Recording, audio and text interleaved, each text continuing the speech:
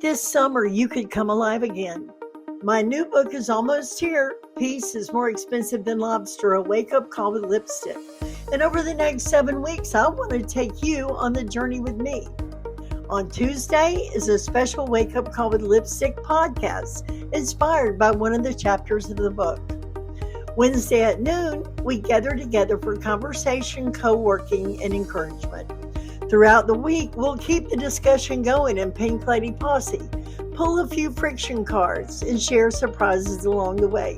Then on Saturday morning, we come together for Think Pink. I'd love to spend a summer with you. Let's go. Hello, everybody. I am Sandy Parker Martinez, and welcome to a wake-up call with lipstick. And this week, we have a cool lesson from lipstick. But I want to start out with some of the questions we had from last week. I love the questions that come in because they really make it feel real, what we're learning. So the question is, Sandy, what if I don't even know what I want anymore? I love this question because I think there are a lot of women who could answer, I don't know either. Not because something's wrong with us, but because for a very long time, the question may have been, what do the kids need? What does my husband need? What does my job need? What does my mother need? What does everybody need? And after years of unanswering those questions, somebody says, what do you want? It's not uncommon to freeze and go, fill in the blank. So don't make figuring out what I want another assignment. Start tiny. What do I want for lunch? Where do I actually want to go? Which chair do I want to sit in? What red lipstick or the pink? Do I want an evening with everybody or just by myself? You don't really have to figure out what you want to do with the rest of your life, but what you can do is start exercising those muscles, asking yourself what you really want. What would be the best for me right now? Because every time you notice a preference and let yourself have it, you're practicing having your say. And maybe that's how we begin to hear ourselves again. Love the question. Thank you.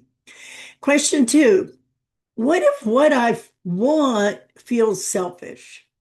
Oh boy, here we go. Now we're getting somewhere. Because I think a lot of women have an internal alarm that goes off the minute we want something and we say just because we want it. It doesn't have to be practical. It doesn't have to be what somebody else wants. And it doesn't have to benefit anyone else but you. Not because we've earned it, just because we want it. And immediately, is that selfish? Well, sometimes what we want is selfish, and we still have responsibilities, and other people still matter, and consequences matter. But something doesn't automatically make you selfish just because you want it. Think of wanting as information. And sometimes we skip right over that. We go from, I want this, to, I shouldn't want this, as an automatic compliance to something before we even had a chance to consider it. That's where the lobster story comes in. And I wasn't deciding whether to abandon my family and run away to Tahiti. I was just ordering dinner and I wanted the lobster. But I still managed to turn that desire into a moral dilemma about myself. Should I? Shouldn't I? It's expensive. It's market price. Almost missed the whole dinner arguing with myself over what I wanted. So when I say that's selfish, well, don't believe it. Just get curious and say, is it really? Or I'm just uncomfortable giving my own desire a seat at the table. You don't have to automatically get what you want, but knowing what you want is having your say. I say this all the time. I get a say in how my life goes. And if I want something, I can want it. There's no harm, no foul. And sometimes just giving myself permission to choose it, well, that brings us back to the lobster. Okay, Question three. What if I see friction, but I'm still afraid to choose differently? Well, then you're afraid. Nothing wrong with that. And it helps if you see it. And you do have a say in how your life goes. So, two things can exist at the same time. I think sometimes we think that if we're really grown, really healed, really figured ourselves out, we'll suddenly feel completely confident. No wobble, no fear, no second guessing. I don't think that's how it works. Seeing friction doesn't magically remove it, it just gives you a little space around it. So before your fear says, don't do it, and then you automatically don't, you could still hear, don't do it, and say, oh, there you are, recognize it, and still decide. And maybe you don't do it. There's still a choice. And when you're ready, you'll choose it. That's why I keep saying, see the drag, return to your say. Not see the drag and become fearless. Having a say doesn't mean you don't have fear.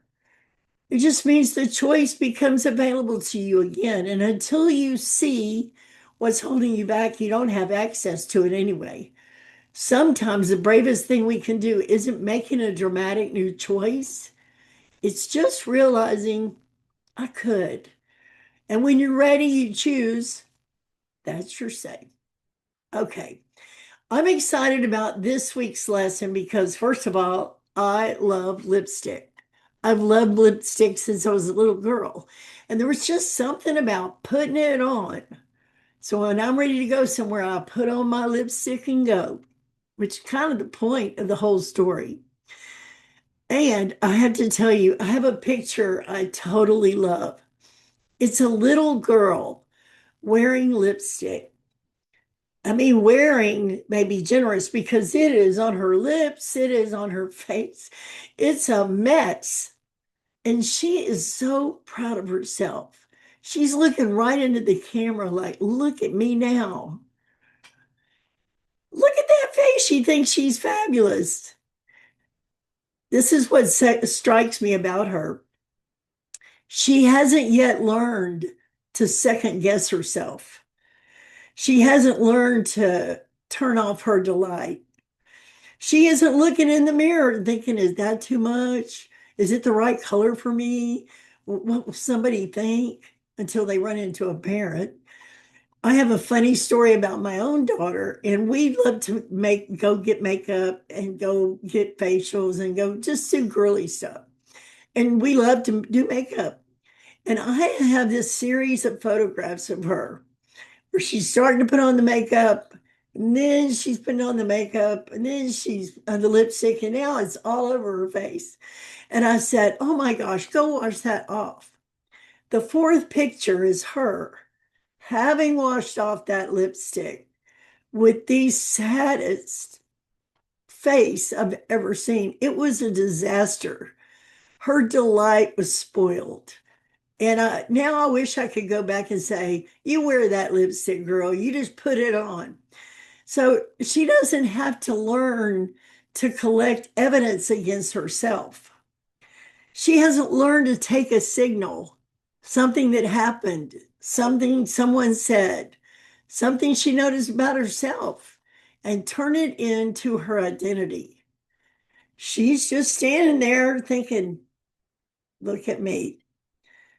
And I want to be a stand for her, for that little girl and all of us. And I really don't care whether you wear lipstick or not, but I want to be the stand for you that hasn't learned to stop your own delight. Because somewhere between her and us, a lot happens. Do you remember your first lipstick?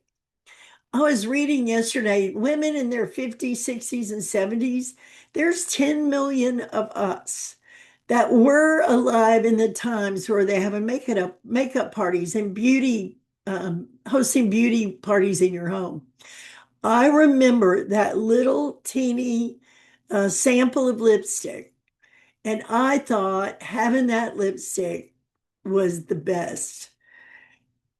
I thought they might tell me about colors or brands, but they gave me memories. When I talk to women about their first recollection of lipstick, it's often a memory. They remember their mother, she wore this color, or they remember her aunt and she said, no girls wear red, or they were a tomboy and they didn't even like lipstick. But somewhere in our youth, lipstick entered the scene. Those little tubes of lipstick, you know, memories are baked in us. So much so that we're still living with them. And I know a lot of women that still live in rules about wearing shoes after what season, wearing what color of lipstick, doing this and doing that that's appropriate. I'm a stand for the days when we don't compare ourselves to each other. We just let ourselves alone. Lipstick has traveled with us a long time, and not just lipstick. It's mom, your girlfriend, the makeup counter, trying something on, getting ready for prom, or just being a woman. And lipstick has changed along with us through the years. For women in our generation, lipstick meant different things.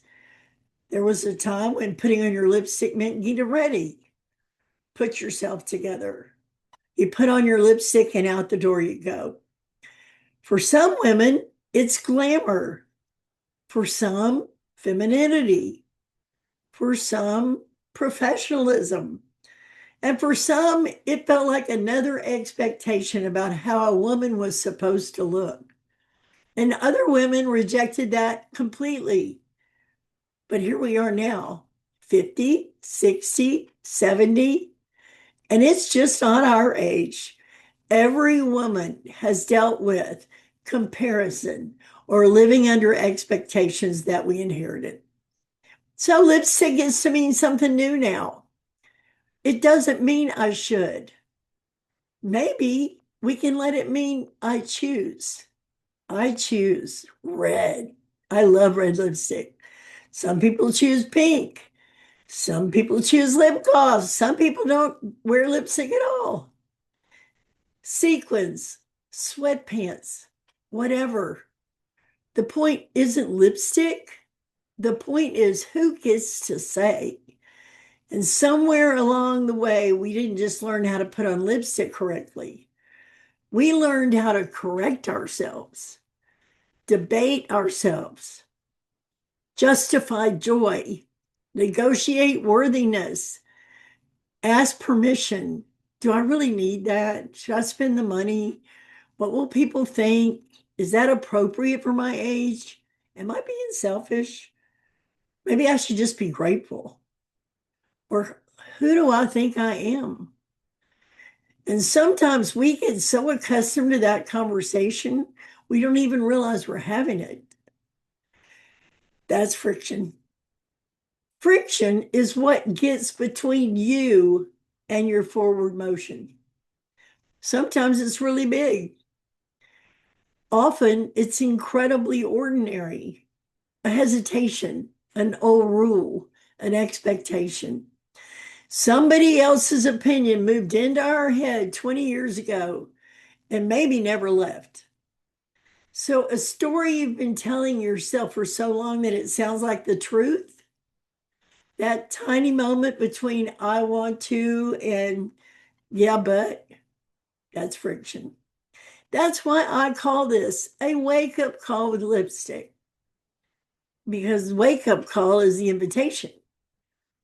Just wake up, notice, see what's creating the drag, see what's making you hesitate, see what's making you question something you knew 5 seconds ago.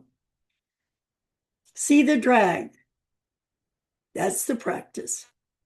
Not fixing yourself, not judging yourself. Just notice. Oh, there it is. Friction. And then realize you have a choice in how your life goes. You have a say. And that's the outcome because the goal isn't to eliminate every difficult thing in your life. The goal is to recognize what's getting in the way so you can choose what happens next. That's where lipstick comes back to this. Let's just use this analogy. Your choice of lipstick is your say, not beauty, not youth, not perfection, not put yourself together so the whole world approves of you. Your say. So look at that little girl again. She wanted the lipstick. She put on the lipstick. She liked the lipstick. She didn't conduct a focus group. She didn't even check whether it was age appropriate. She didn't ask whether she earned it. And she didn't really need anybody else to agree. She had a say. Somewhere along the line, some of us got a little weary about having that say. And some of us gave our say away to expectations or roles or other people's opinions. And sometimes simply to that voice inside our heads, we can say, you still have a say. And then there's the lobster. Well, if you've heard my lobster story, then you know once I spent more energy debating on whether or not I'd get the lobster than the lobster deserved. Should I? Do I need it? Is it too expensive? We're going to cruise tomorrow. I know we'll have lobster. All that negotiation about dinner. Suddenly I realized it's not about the lobster. It's about permission. So lobster is permission. I'll have what I want. Not permission to be irresponsible, not permission to disregard everybody else, and not permission to live outside of circumstances and consequences. Just permission to stop assuming that everything I want requires a defense. Permission is experience, to experience pleasure without justifying it. Permission to choose what you want. So these are the pieces of my book. Peace is more expensive than lobster. Friction is what gets in our way. A wake-up call with lipstick is the invitation to wake up and notice it. See the drag is practicing. Seeing the drag. Lipstick is just a symbol of our say, because we get to say. And then return to your say is when you see drag, you actually have a space to look and see if you want to change anything or maybe just notice it. Here's the magic words. I'll have what I want. And this is why these ideas are so important to me in this book. Peace is more expensive than lobster. A wake-up call with lipstick helps you see everyday life in a way that just doesn't make you lose your mind. And we don't confuse a signal with identity. Something's happening, pay attention, but don't automatically make it mean something about who you are. Don't confuse evidence with a verdict. Yeah, okay, you've made mistakes. You've changed your mind. You've stayed too long, left too soon, missed opportunities, said things you wish you hadn't. So have I. The evidence can be real without becoming the final verdict, especially on who you are. And don't confuse an ending with the end. A job ends, a marriage ends, a role ends, the kids grow up. A version of your life you thought would last forever. It just doesn't. Something can be over without you being over because you are still becoming. And maybe that's why I love that little girl. lipstick all over her face, proud as she can be. I don't want to turn her into a philosophical metaphor. She's a real little girl who really got into the lipstick, but there's something in her face that you just don't want to miss. Delight without self-consciousness, before the rules, before she knew what was flattering, before she knew what was appropriate, before she learned what women are supposed to do, before she learned how to collect evidence against herself, before she learned to second guess her delight. We can't go back. We don't want to. We've lived, we've learned, we do have some wisdom. Maybe we can carry the wisdom without carrying quite so much judgment. Maybe at 50, 60, 70, 20, 30, 40, we get to ask, what do I want now? Not what should I want, not what everybody understands, not what I can justify. What do I want? And then notice what happens next. Because that little voice immediately says, yeah, but, might not be wisdom. It just might be friction. So wear sequins or wear sweatpants. Put on bright red lipstick. Or don't wear a speck of makeup. Order the lobster or the hamburger. Whatever you actually want. The point is you choose. That's your say. See the drag, return to say. And when that old voice starts collecting evidence, when a light comes on or something ends, remember, don't confuse a signal with your identity. Don't confuse evidence with a verdict. And don't confuse an ending with an end. You're not done. You're becoming. So maybe it's time you stop debating yourself quite so much. Wake up, see the drag. Remember you have a say. Give yourself permission and go. So that's my wake-up call with lipstick for today. Put on your lipstick and go.